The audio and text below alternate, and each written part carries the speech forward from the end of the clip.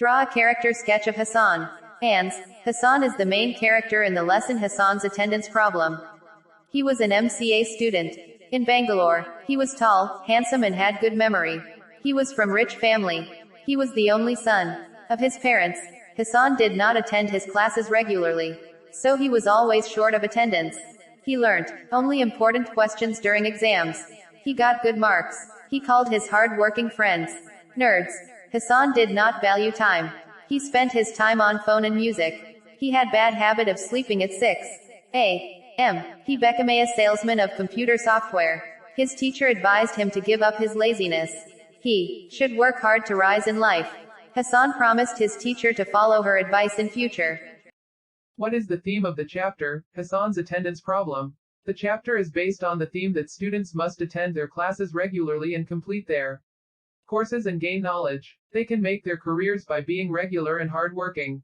Hassan's story makes clear to us. He was an MCA student. He did not attend classes regularly, so he was always short of attendance. He learned some important questions during exam days to stand first in class. Hassan did not value his time. Hassan was disliked by parents. He had to do a small job of selling software CDs. When he met his teacher, she felt sad. She advised him that he had the potential to improve. He should change his habits to rise in life. He felt encouraged and promised to be a better citizen. Write the character sketch of John Philip Sousa in your own words. John Philip Sousa was a famous musician in Marine Band of U.S. Army. His father was also in same profession. Philip wanted to be a musician as a child. He started learning music from Mr. Esputa. He was the best violinist there, but his love for baseball made his solo concert a flop show. This failure broke him. He got sad and left music. He tried to be a baker but could not. The bakery work was tiring. His father motivated him to join music again. He joined U.S. Marine Band after proper training. He became a famous composer. He composed more than 100 marches in Marine Band. The Washington Post March was his most famous tune. This made him famous as a March King. What is the theme of the chapter? Explain briefly. This chapter teaches us that consistent hard work is the only key to success. One should be dedicated to achieve one's aim. We should avoid distraction to succeed in life. Consistent efforts are required for this. We should not procrastinate our actions or be lazy. Always remember that there is no shortcut to success. There is no substitution to hard work. One should work diligently to fulfill one's dreams. When we really strive to achieve our aim, nothing can stop us. Due to dedication, John Philip Sousa became the band leader and got famous as the March King. Write a note on the theme of the chapter, lateral thinking. The chapter is based on the theme that complicated problems can be solved by lateral thinking or thinking differently or in a novel way. One does not have to solve them by logical methods. It is an art. We can solve a difficult problem easily by lateral thinking. Edward de Bono propagated this notion. According to his notion, lateral thinking is a skill which helps us to use our potential fully or intelligence suitably. In this chapter, by using it, a village girl saved her father and herself from a cunning moneylender. And a rich man Thomas parked his new Ferrari car in New York for 2 weeks for just $15. Write, in your own words, the theme of the chapter, on saying please. This essay tells us about the value of good manners. Bad manners are antisocial, but they are not a crime in the eyes of the law, and therefore the law does not permit us to hit back if we have been the victims of bad manners. People begin to avoid a man with bad manners. A person with good manners brings us happiness. His company is indeed very pleasant. This essay deals with little but socially important incidents from daily life.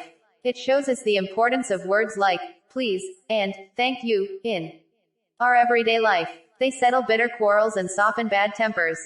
Describe the narrator's encounter with the bus conductor. The narrator met the bus conductor during a bus journey. The narrator forgot his money at home. The bus conductor not only gave him the ticket, but also behaved very politely. The narrator was impressed by his courtesy. The atmosphere in polite conductor's bus was always happy and jovial. Draw a brief character sketch of the bus conductor in your own words.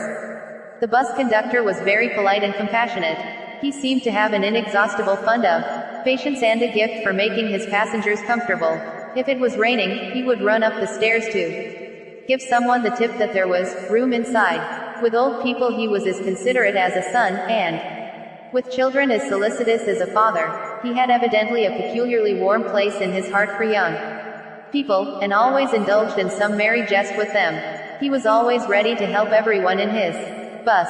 His kind and charming behavior was infectious. The journey in his bus was always full of laughter and fun. Write the theme of the chapter, the story of my life, in your own words. This chapter is based on the idea that nothing is impossible for a person with strong determination. Physical challenges cannot be permanent barriers in the way of a person with high morale.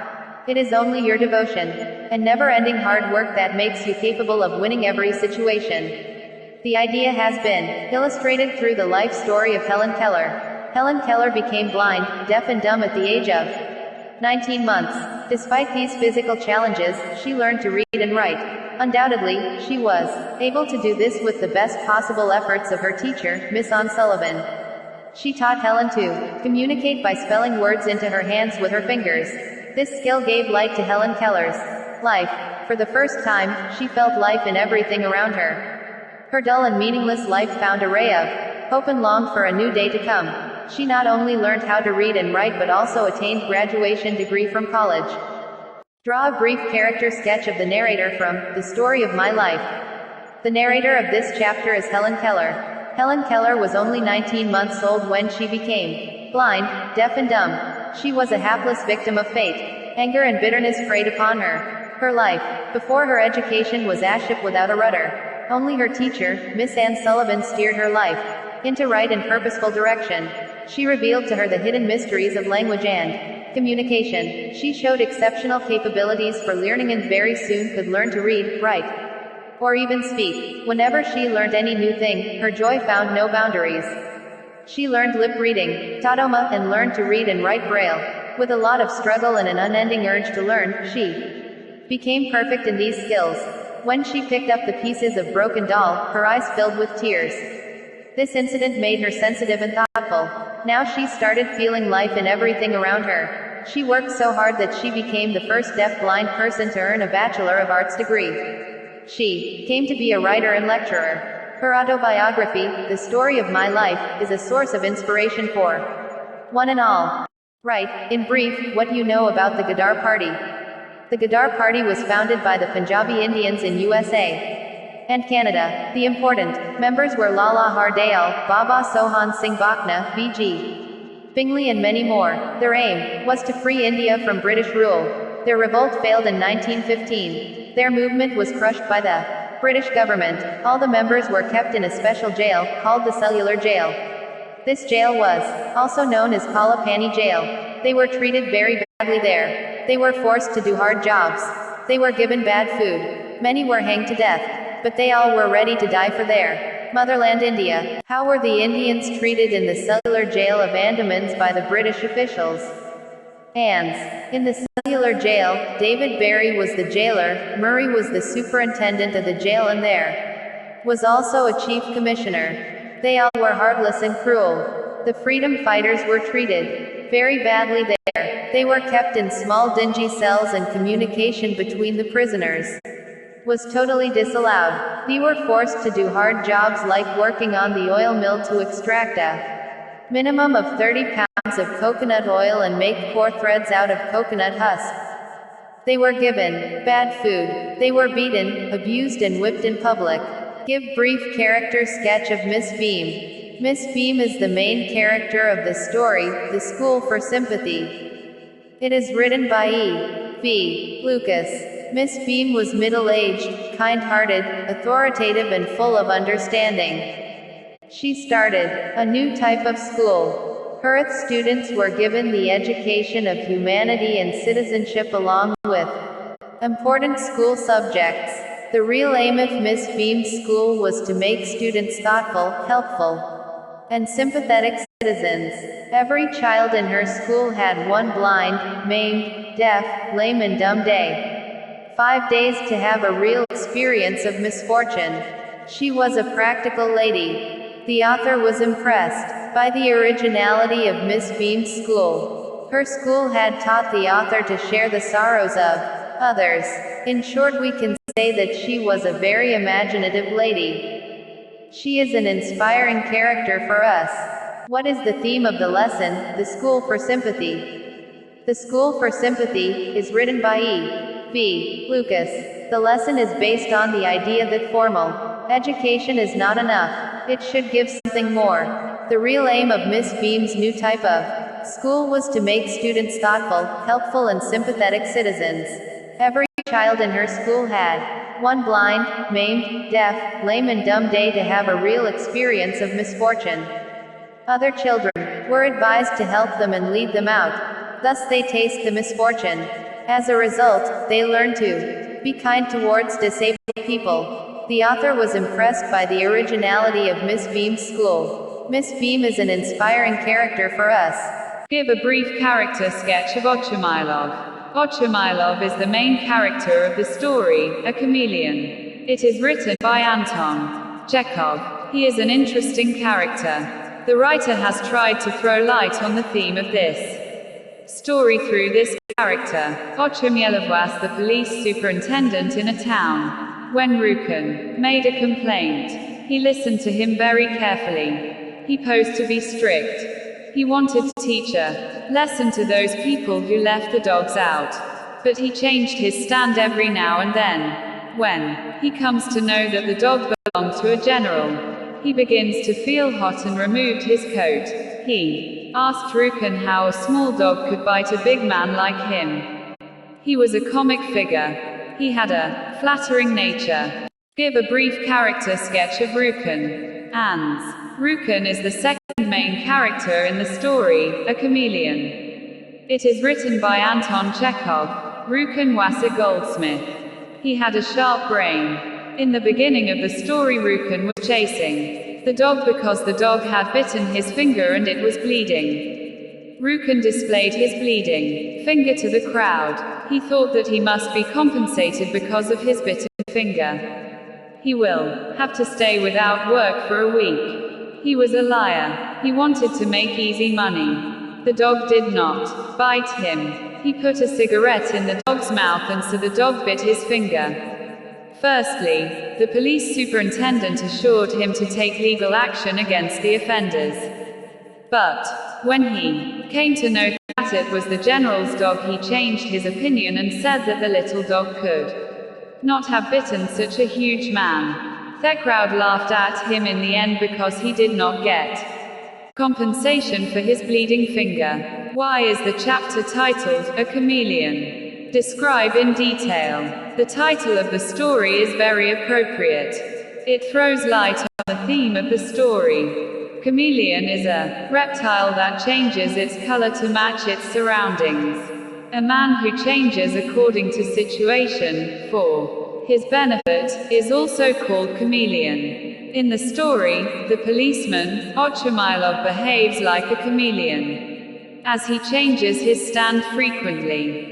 Rukun complains about dog bite to the policeman. He shows his bleeding finger and demands compensation from the dog's owner. Ochermylov promises to do justice.